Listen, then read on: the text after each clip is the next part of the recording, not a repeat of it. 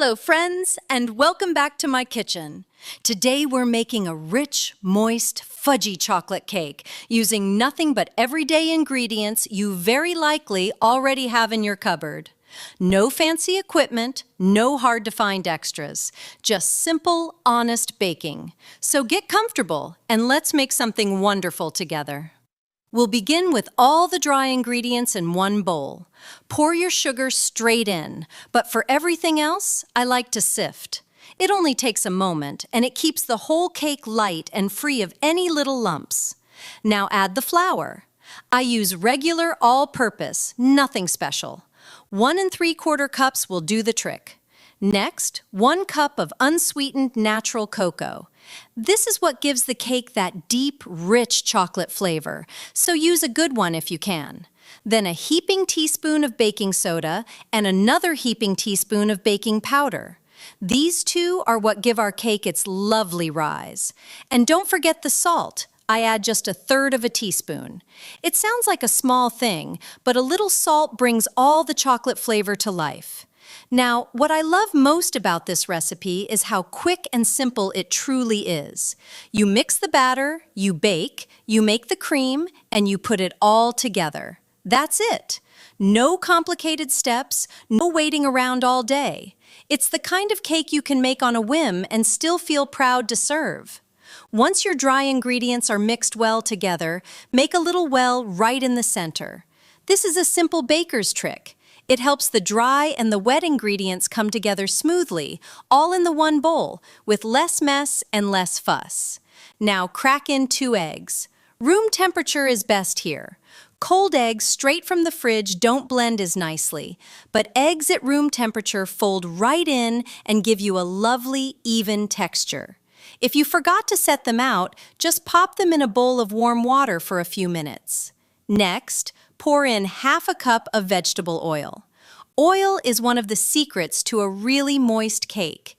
It keeps every bite soft and tender, even a day or two later. Then add 1 cup of milk. Room temperature is ideal again, but if your milk is cold and you're in a hurry, don't fret one bit. Just give everything a good stir and it'll be fine. Now start mixing, right from the center of the bowl, then slowly work your way outward. Mixing this way helps the wet ingredients fold thoroughly into the dry without sending flour and cocoa flying everywhere. Oh, I nearly forgot the vanilla. Now's the perfect moment for a generous splash. A little vanilla rounds out the chocolate and makes the whole cake taste richer. Keep mixing until your batter is smooth and free of any lumps. There, that's exactly how it should look. While you're here, I'd love it if you'd write in the comments which country you're watching from. It always warms my heart to see just how far this little kitchen reaches. It never stops amazing me. Now let's take a little break from the batter and brew some coffee. Simply pour boiling water over a teaspoon of instant coffee. And don't drink this one, we need it for the cake. Now, I know what you might be thinking, but I promise your cake won't taste like coffee at all. The coffee simply deepens the chocolate flavor and makes it richer. It's an old baker's secret, though I'll admit I may have brewed myself an extra little cup behind the scenes. While the coffee steeps, let's not waste a moment. Let's grease our baking molds really well. Get right into all the nooks and crannies so nothing sticks when it's time to release the cakes. And this next step is so important. Line the bottoms of your molds with parchment paper. Don't skip it. Otherwise, your cakes might just decide to move in and never leave. The parchment makes all the difference when it's time to turn them out. Now back to the batter. Slowly pour the coffee in, a little at a time. Adding it gradually makes it so much easier to blend everything into a smooth, even batter, rather than pouring it all in at once. Now, here's where you might second guess me.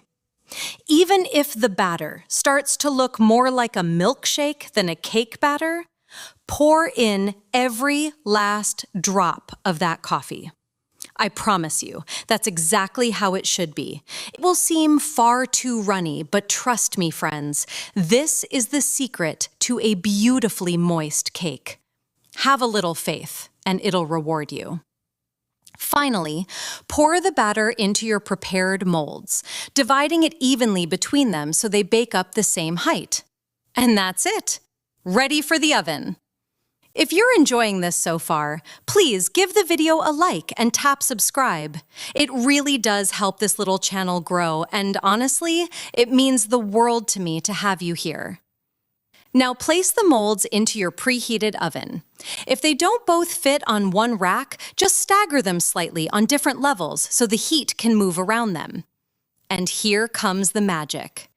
After about 30 minutes, that runny milkshake transforms into soft, fluffy, tender cake layers. Baking really is a kind of everyday magic, isn't it?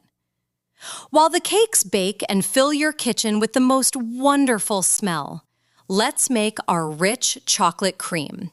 There are 2 parts to it, so stay with me. It's easier than it looks. First, begin by whipping 2/3 of a cup of heavy cream. For the very best results, use chilled cream and a cold bowl. I sometimes pop my bowl in the freezer for a few minutes beforehand. Cold cream and a cold bowl help the cream whip up and form stable peaks much more quickly. Once it starts to thicken, add 1 teaspoon of sugar.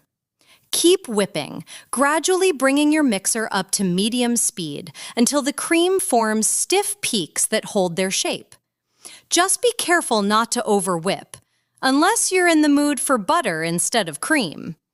Once it holds its shape, stop and set it aside. Next, chop 2 bars of chocolate. I really recommend dark chocolate, at least 70% cocoa for a deep, rich flavor that isn't too sweet. And here's a tip. The smaller you chop it, the faster and more smoothly it melts later. Now for the heart of the cream. Separate 3 egg yolks from the whites.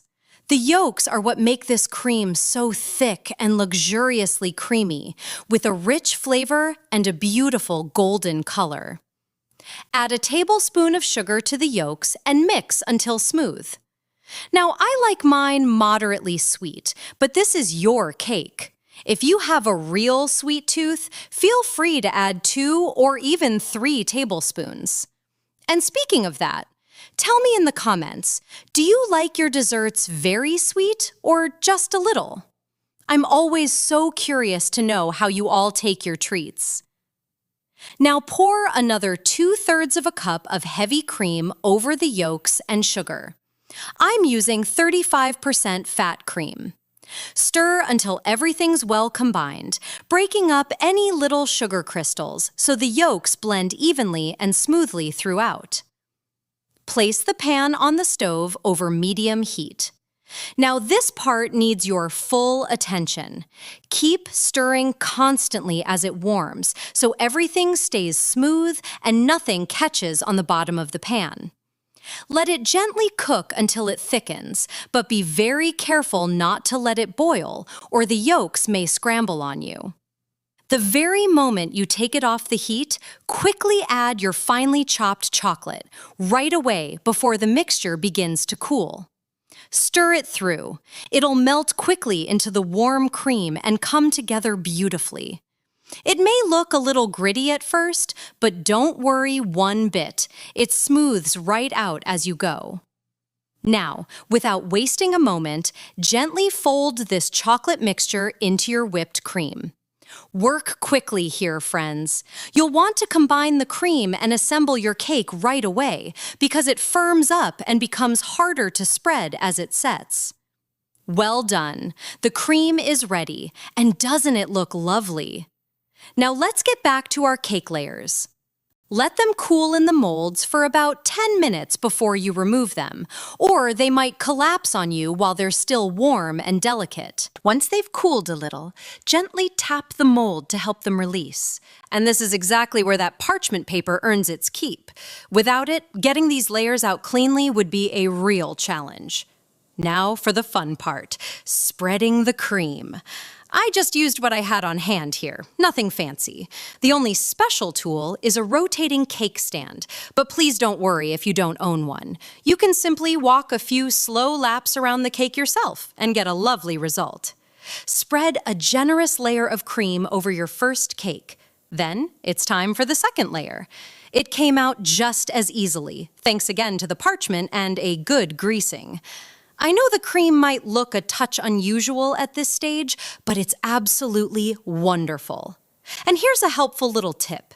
If your cream starts to set and gets tricky to spread, just warm it gently in a water bath for a moment, then whip it smooth again with your mixer. Good as new. Now, here's a finishing trick I truly love. Spin the cake slowly on the stand while gently drawing lines into the surface with the handle of a fork or spoon. It gives such a beautiful, simple, textured finish, the kind that makes a homemade cake look extra special. And there it is, friends. Our cake is ready. Fudgy, moist layers, and a smooth, creamy chocolate frosting, all from everyday ingredients. Truly something to be proud of. That's all for today. Thank you so much for joining me here in the kitchen. It's always such a joy to bake with you. If you enjoyed this, please subscribe so you never miss a recipe. Take good care of yourselves, and I'll see you next time.